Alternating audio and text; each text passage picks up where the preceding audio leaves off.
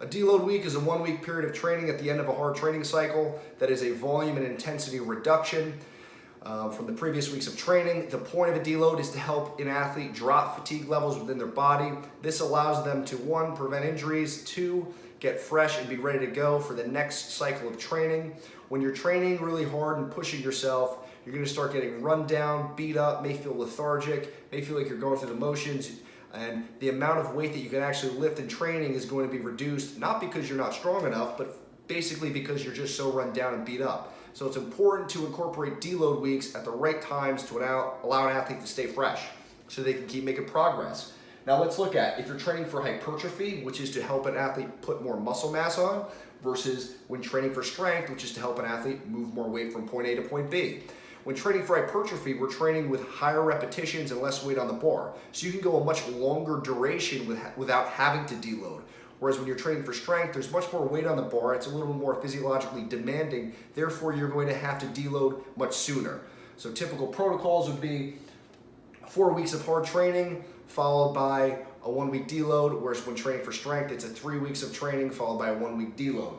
You have to look at athlete's experience level. If you're new to lifting weights and you're not nearly as strong, your training is not going to be nearly as demanding, so you don't need to perform deloads as frequently.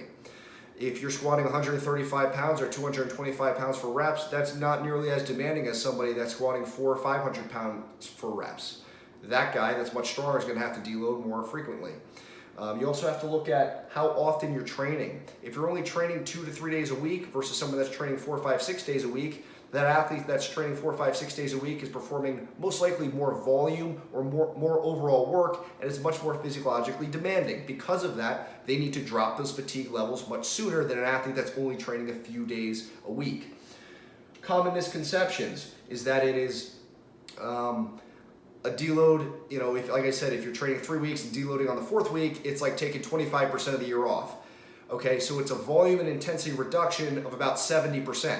So if the last week you're training, you do say 4 sets of 10 with 315 for squats. A deload week would be maybe only 3 sets of 10 at 225 pounds. It is not an entire week off. It's just a reduction in your training. You're still going to go in there. You're still going to attack it. You're still going to push yourself, but you're going to take a little bit of weight off the bar and do a little bit less work. This way you're fresh and ready to go for the next week of training, for the next phase of training.